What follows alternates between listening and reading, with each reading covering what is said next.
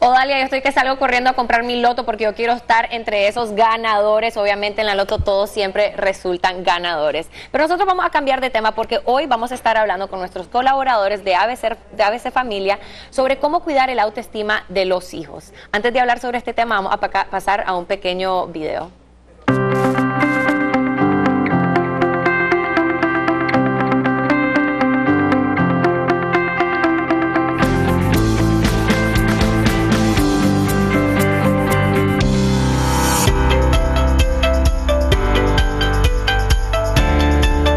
Autoestima sana es la armadura que protegerá a su hijo frente a los desafíos de la vida. Los niños que se sienten bien con ellos mismos son capaces de manejar mejor los conflictos y de resistir a las presiones negativas. Estos son realistas y por lo general optimistas. Por el contrario, para los niños con baja autoestima, los retos pueden ser fuente importante de ansiedad y frustración. Acompáñenos a continuación porque compartiremos el tema cómo cuidar la autoestima de nuestros hijos.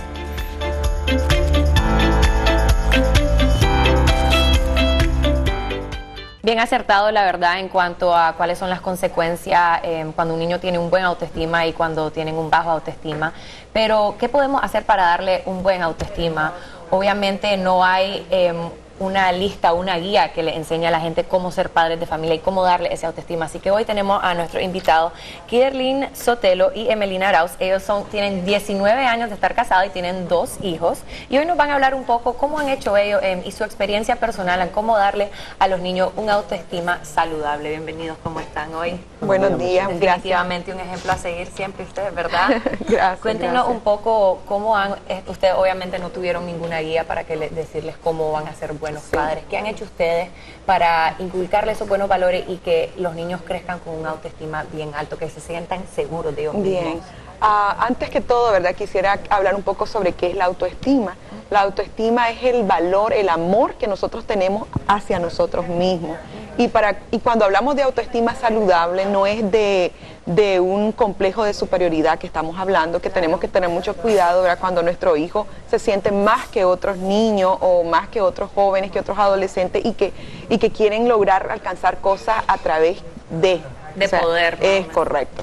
Entonces tenemos que equilibrar eso, tenemos que nivelar eso y cuidar de que nuestros hijos no se sientan menos tampoco, que no crean que no pueden lograr las metas o los sueños que ellos tienen a alcanzar. Entonces el trabajador aquí, por así decirlo, ¿verdad? El que va a construir la autoestima saludable de nuestros hijos somos nosotros. Somos los padres. Entonces desde muy pequeños tenemos que girar alrededor de eso, de cómo cuidar el autoestima de nuestros hijos. Yo he escuchado que hay ciertas frases y hay ciertas cosas que siempre le debemos decir a nuestros niños para mantenerlos felices y que ellos crean en ellos mismos. Sí. ¿Qué han hecho ustedes y qué les han dicho a sus hijos para que siempre crean en ellos mismos sin tener ese complejo de superioridad ante los demás? Bueno, de hecho le hemos dicho a nuestros hijos que ellos no tengan un concepto mayor que el que podrían tener. ¿Qué significa esto? De que ellos deberían de tener un concepto de humildad basado en los valores que uno le inculca. Ahora, quiero hablarle a las familias nicaragüenses. Todas las familias de Nicaragua deberíamos de ver el valor de nuestros hijos y poderle a ellos ayudar en su autoestima. Todas las familias deberíamos de tener normas y estructuras para que nuestros hijos se puedan encarrilar y presentar en un futuro personas autónomas que puedan decidir cuando sean mayores por sí propios. Entonces, ¿qué significa esto? Que nosotros debemos saber de que tenemos la oportunidad como familia, que tenemos hijos que podemos ayudarles a que sean gente de valor, niños de autoestima alto, pero no mayor concepto de quererse ver superior a otros, sino que ellos mismos puedan tener sentimientos saludables para tomar decisiones muy buenas en esta vida. Sí, las emociones en realidad son bien complicadas, somos seres altamente emocionales Y algo muy importante que yo recomiendo siempre es el conocer a tu hija, conocer a tu hijo, qué temperamento es el que tiene tu hijo, qué temperamento tiene tu hija, invertir ese tiempo en conocerlo. ¿Por qué? Porque podemos encontrarnos con niños sanguíneos. El niño sanguíneo por naturaleza es extrovertido, por naturaleza es muy comunicativo, siempre quiere estar llamando la atención y muchas veces los padres opacamos eso, cortamos esas alas que tienen. Entonces, si yo conozco que mi hija o mi hijo es por naturaleza extrovertido, entonces yo voy a hacer que ese muchacho, esa muchacha se sienta bien, le voy a dar atención, voy a animar al resto del equipo, de la familia, ¿verdad? A que también le den su tiempo, le den su atención para que él se sienta bien y fortalecer esa cualidad. También tenemos los niños que son coléricos. El niño colérico es un niño que tiene una voluntad firme, que yo digo rojo, yo digo que voy a hacer esto y eso lo voy a hacer. Lo que dirían aquí, terquedad. Es correcto, pero hay que ver si en realidad el muchacho es terco o es que tiene una voluntad firme, es un líder colérico. Bueno, no quiere decir que los otros no puedan ser líder, ¿verdad? Pero en este momento eso es lo que destaca. Es lo que más sobresale. Entonces, ¿qué tengo que hacer yo con este muchacho, con esta muchacha? Bueno, yo casi siempre digo muchacho porque los nuestros son 2 varones. Pero ¿qué tengo que hacer con este muchacho, esta muchacha? Bueno, entonces involucrarlo en algunas conversaciones, darle cierta autoridad, darle cierta responsabilidad sobre algunas actividades en la casa, en el hogar. Estamos hablando siempre dentro del núcleo familiar, ¿verdad? Pero no opacar eso que él tiene, porque eso es una cualidad, eso es algo nato que en el futuro, si yo lo sé dirigir, va a ser un potencial grande en la vida de este muchacho, de esta muchacha. Luego tenemos los muchachos que son flemáticos. Los que son flemáticos son personas tranquilas, pacíficas. Entonces yo tengo que alimentar ese ambiente en mi hijo. No voy a venir y pegarle gritos porque eso va a dañar el autoestima de mi hijo. Tenemos el melancólico. El melancólico necesita atención, bueno, todos necesitan atención, ¿verdad? Pero ellos están esperando algo como más dulce, como más amoroso, porque ellos son sensibles, son bien sensibles. Y si yo comienzo a tratar como trato a mi hijo colérico, de voluntad firme, a un muchacho, a una muchacha melancólica, voy a dañar la autoestima de esta muchacha. Incluso ella puede llegar a decir, mamá, necesito que me ayudes a hacer esta tarea. Ay, ahorita no tengo tiempo, ándate de aquí. Que a cualquier muchacho no le pasa nada. A alguien de voluntad firme dice, pues hay regreso. Hay niños que son más sensibles. Sí, hay regreso pues más tarde, pero a alguien que es melancólico, que es muy sensible o es flemático, eso le queda guardado en su corazoncito. Claro. Yo creo que más que todo es poderle dar el tiempo para uno saber cómo son, qué emociones tiene, cómo es su personalidad, para saber cómo tratarlo. Y no solo eso, también fortalecer las cualidades que tiene. Vos mencionabas que a veces, nadie es perfecto, a veces vamos a hacer ciertas cosas incorrectas. ¿Qué se debe hacer para educar a un hijo, para disciplinarlo cuando hace algo incorrecto? Yo creo que cuando estamos creciendo, nuestros padres nos inculcan los valores de qué es correcto y qué es incorrecto. Yo creo que si un niño hace algo incorrecto, él ya lo va a sentir. ¿Qué hacen entonces? O sea, obviamente, tal vez si lo regañan y le gritan, hay ciertos que lo van a tomar a mal, se van a resentir, lo van a tomar a pecho, hay otros que van a decir, bueno. Pero ¿qué piensan de eso? ¿Cómo podemos corregir algo cuando hacen algo incorrecto? De hecho, como familia yo les hablaba que tenemos que tener normas, tenemos que tener disciplina y tenemos que cumplirlas. Si ellos infraccionan cualquiera de nuestras normas y que ellos estén claros, sí, cuáles son las consecuencias de ello. Por ejemplo, si le decimos, vas a ir al colegio, y después que vengas del colegio, vos vas a casa y vas a estudiar. Si ellos no lo hacen, entonces tiene que haber unas normas claras que saben que si ellos no lo hacen, van a perder, por ejemplo, el poder estar en su celular por un tiempo o estar jugando. Ellos ya saben las consecuencias, porque el problema de muchos padres es que le queremos imponer las normas y entonces ellos nos ven como personas que los estamos agrediendo porque en ese momento estamos inventando. Pero si desde antes nosotros ya le ponemos las normas, entonces ellos ya saben, si no hago esto y no cumplo esto, entonces me cae este castigo. Pero él ya sabe que está escrito. Es como cuando vamos manejando en la calle. Él ya sabe las consecuencias y ya sabe lo que se está teniendo. Correcto, sabemos como cuando vamos en la calle manejando y si incumplimos alguna ley de tránsito, ya sabemos que nos puede causar esa situación. Esto nosotros tenemos que trasladarlo a nuestros hijos para que ellos ya vayan dándose cuenta de que existen normas y leyes que van a poder lograr ellos ser libres en ese marco, porque la verdad que hay libertad en ese marco. Fuera de él ya hay consecuencias, pero ellos con el valor y la autoestima que tengan ya ellos desarrollado, ellos van a tomar buenas decisiones. Claro. Y la verdad que esto te protege a vos mismo como padre, porque en el momento de la cólera, vamos a decir, en el momento que tu hijo rompe, ¿verdad?, con la norma, vos estás molesto y te puede salir una palabra grosera, te puede salir cualquier cosa, un golpe, como cuando dicen las abuelas, un golpe mal dado, algo así. Entonces, creas violencia, pero si hay reglas, si hay normas, ¿verdad? Si hay consecuencias a eso, esto te protege a vos como padre. No, tengo que detenerme porque yo tengo que ya mi hijo sabe qué consecuencia va a tener esto, entonces voy a aplicar la consecuencia y me evito la cólera, el enojo cómo voy a reaccionar. Muy importante la conversación. Ya tu hijo,